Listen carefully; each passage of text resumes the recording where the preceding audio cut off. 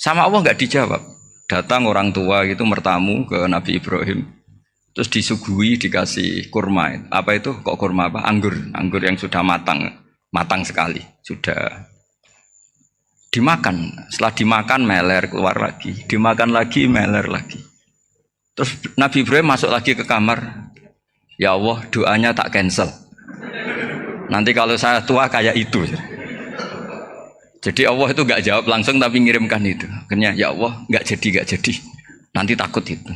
Saya pernah ngalami jadi kiai tadi ada ibu-ibu ya kurang ya nggak pati cantik lah.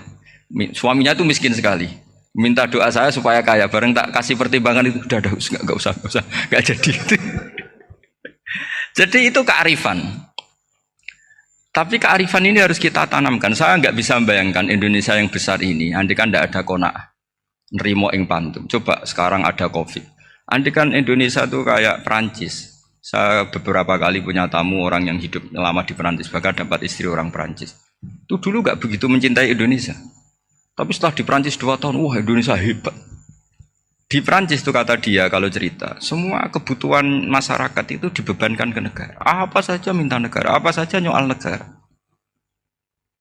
Sementara Indonesia coba kalau Indonesia mengalami seperti ini kok tidak ada qanaah rimo ing pantum, bisa kios Indonesia. Orang miskin nyalahkan negara, kelaparan nyalahkan negara, apa saja. Tapi barokahnya dididik kiai jogeman nyalahno wong liya. Urip pun romo ing pandum, diame. Sampai enggak ngerti kalau Covid. Banyak tuh orang-orang kampung itu, orang lugu-lugu itu.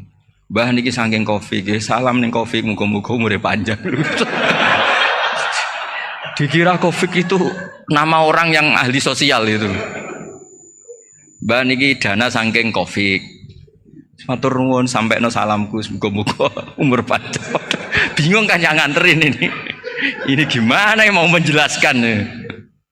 Memang nggak paham. Ribet kan. Tapi saya pastikan bahwa dengan keadaan seperti ini kita bahagia, kita stabil itu jelas barokahnya kalimat tadi, moto tadi atau pegangan hidup tadi. Makanya disebut al-ibarat qutun li'ailatil mustami'in. Bahwa redaksi atau kata-kata atau pegangan atau filosofi hidup, apalah namanya itu adalah penyemangat. Penyemangat. Karena kata-kata ini memang luar biasa.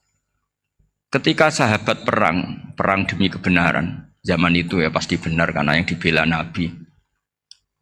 Dulu itu kan enak zaman Nabi, yang dibela mesti benarnya, musuhnya mesti salahnya. Sehingga dulu itu memang harus tegas. Kalau sekarang mau tegas gimana? Yang kamu bela tidak mesti benar, musuhnya tidak mesti salah. Ribet kan kalau misalnya saya tukaran sama Pak Rektor, kamu mau bela mana kan bingung. Saya tidak mesti benar, saya tidak Nabi. Pak Rektor apalagi nggak mesti benar lagi kan? Ribet kan? Jadi kalau kita mau perang sekarang itu mau pede gimana? Enggak. Makanya banyak ulama sekarang tuh mau tegas tuh nggak berani karena ya banyak hal yang abu-abu lah wilayahnya, misalnya pilihan presiden atau pilihan bupati, pilihan menteri. Kamu mati-matian bela itu, yang kamu bela tidak mesti benar, musuh kamu tidak mesti salah. Misalnya pilihan bupati, wah ini kabupaten ini baik kalau bupatinya ini, yang satu bilang ini, terus tim suksesnya kamu tanya, kamu yakin? Ya tidak juga. Lah kenapa semangat? Kan saya botohnya, paling alasannya ya itu aja, bukan yang lain. Beda dengan zaman Nabi, Nabinya mesti benar, Abu Jahalnya mesti salah. Kan enak aturan mainnya jelas. Singkat cerita dalam perang itu banyak sahabat yang ngalami luka, ngalami apa gitu. Kemudian curhat lah ke Nabi, ya Nabi gara-gara derekkan jenengan, ngikuti jenengan saya harus ngalami seperti ini, seperti ini. Ngiranya orang itu diapresiasi sama Allah keluarnya. Ternyata sama Allah gak diapresiasi. Malah diturunkan ayat intakunu ta'lamuna fa innahum ya'lamuna kama ta'lamun wa tarjuna minallah malah yarjun. Kalau kamu sakit karena perang, orang-orang kafir itu ya sakit. Itu saja berani padahal demi kekafiran. Wa tarjuna minallah malah yarjun. Padahal kamu punya nilai lebih yaitu berharap kepada Allah yang mereka tidak punya. Saya jadi kiai itu ya kadang mangkel. Karena yang benci ya benci, yang seneng itu ngel-ngel loh kayak Pak Bejo. Jadi semuanya ribet. Lah iya, yang benci ya ganggu, yang seneng ya ganggu, tambah nemen. Seribet. Tapi kalau sudah ingat bandar narkoba, mereka berhadapan dengan polisi, kadang ditembak karena kesalahannya terlalu fatal. Antar persaingan mereka juga bisa tembak-tembakan karena merebut pasar narkoba. Itu saja mereka berani. Kok kita yang jadi kiai kadang dicium tangannya, dihormati gak berani, hanya takut musibah-musibah kecil atau problem-problem kecil. Lah iya, kalau kita bandingannya gitu. Kalau kamu mau tahajud kedinginan, itu masih nanti dihisab Allah itu gitu. Maling ayam itu keluar malam-malam, hanya dapat ayam. Itu gak takut dingin. Ya gak takut digebuki masa. Kamu mau tahajud saja takut dingin. Makanya nanti hisapnya orang soleh itu nanti dijajarkan orang dolim. Terus diperbandingkan. Wah itu habis kamu kalau itu. Jadi misalnya Unisula mau rapat, tapi ini malam, kalau malam dingin nanti saya masuk angin. Wah anak-anak pang di perapatan aja berani kamu. Kalau sudah perbandingannya gitu tuh ribet kita nanti. Makanya itu kalimat itu moto atau filosofi hidup. Sehingga diulang lagi nasihat itu. Iyam saskum korhun fakodu masal koma korhum mislu. Kalau kamu kena luka, orang-orang yang nggak benar juga akan kena luka. Itu aja berani demi ketidakbenaran. Masa kamu demi kebenaran nggak berani? Akhirnya orang itu, ya itu kalimat, itu heroik. Makanya kita ini penting ya. Makanya tadi himne Unisula dimulai kalimat thayyibah. Karena kalimat ini yang menjaga kita kalimat ini. Misalnya tentang Tuhan. Kenapa orang Islam imannya kokoh seperti ini, termasuk yang sudah hidup di Amerika, di Australia, di mana-mana. Itu ya barokahnya ajaran atau barokahnya kalimah. Saya sebut kalimah saya pakai bahasa santri.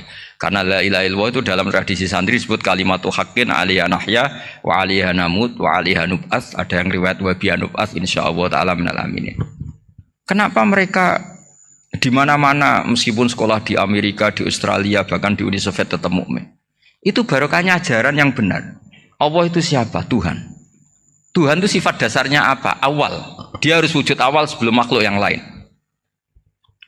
Sehingga ketika ada negara yang maju, yang tertib, manajemennya tertib, masyarakatnya makmur, tapi punya Tuhan yang tidak seperti itu, tidak awal, itu sudah gak nyaman. Karena ndaklah keren Tuhan saya, karena Tuhan saya itu al-awwal, zat yang pertama. Tuhan saya keren lah, zat yang gak mati. Tuhan yang gak mati, yang gak pernah mengalami kematian. Sehingga tontonan atau yang dilihat kenikmatan-kenikmatan yang lain ini tidak mengubah dia pendirian tentang Tuhan. Karena mantapnya satu kalimat tadi bahwa Tuhan itu ya harus satu, harus awal, harus tidak mati, tidak rusak, tidak mengalami apa-apa yang membahayakan. Sehingga ketika ditawarin Tuhan yang lain meskipun menjanjikan secara finansial atau kemakmuran, mereka gak tertarik. Itu coba, itu barokahnya makmur apa barokahnya ajaran? Barokahnya ajaran. Sering negara Islam itu kalah makmur dengan mereka, tapi barokahnya ajaran ini tetap apa? Tetap Islam. Makanya Nabi Ibrahim, Nabi yang sukses bikin wa ja'alaha kalimatam baqiyatan fi aqibi. Sehingga kita ini bekti sama orang tua misalnya, itu ya karena ajaran. Suwargamu itu karek wong tuamu. Nak wong tuamu ridho, Allah ridho. Nak ora ridho, Allah ora ridho. Ridho wa fi ridhol walidain wa sakhatu wa sukhtu wa fi sakhatil. Sehingga ketika ada orang tua yang agak brengsek gitu, anak-anak tetap hormat. Punya orang tua yang miskin, yang sudah miskin, tukang tombok nomor, banyak kan di kampung gitu.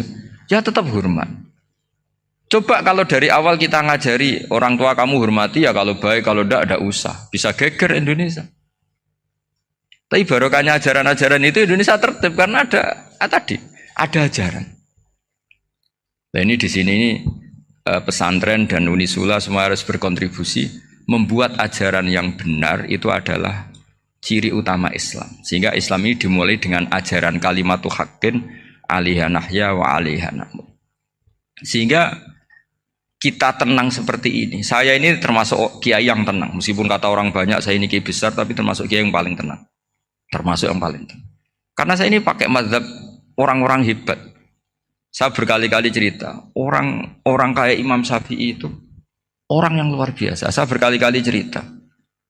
Orang yang tadi nyium tangan kamu ya Imam Syafi'i di belakang tuh ngerasani kamu, menghujat kamu. Jawabannya enak saja. Berarti saya alhamdulillah orang yang wibawa. Buktinya di depan saya nggak berani. Jadi enteng saja. Diceritain sebagian kampung, sebagian separuh dari warga kamu itu nggak suka kamu. Ya bagus lah nggak suka saya, nggak akan utang duit saya. Di mana-mana orang utang tuh karena teman dekat. Kalau nggak seneng pasti minimal nggak utang, nggak pinjam mobil, nggak pinjam apa. Berkah mana yang seneng sama yang gede? Jadi dianggap enteng saja. Semua yang dialamin dianggap enteng saja. Misalnya punya istri pemarah, ya baguslah marahin suami. Kalau marahin tonggo malah ribet. Jadi kamu harus terima kasih kalau dimarahin istri. Baguslah marahin saya mah, kalau marahin tonggo ribet. Jadi enteng saja. Tapi kita sekarang tuh karena nafsu ya, sehingga menghadapi hidup ini ribet. Ulama dulu kalau mau mati itu senengnya bukan main. Sudah lama saya ini ingin gak maksiat. Kayaknya gak maksiat paling efektif itu mati. Ya tidak apa-apa Gusti, kalau sebaiknya mati ya mati aja. Enteng saja. Jadi melihat kematian itu akhir dari segala keburukan atau potensi keburukan. Apapun baik kita sekarang, suatu saat mungkin kita gak baik. Yang bisa menghentikan ketidakbaikan atau potensi ketidakbaikan itu apa coba? Mati kan? Berarti mati itu mengerikan apa menyenangkan? Mesti kamu tidak berani menjawab. Meskipun secara ilmu kamu berani, tapi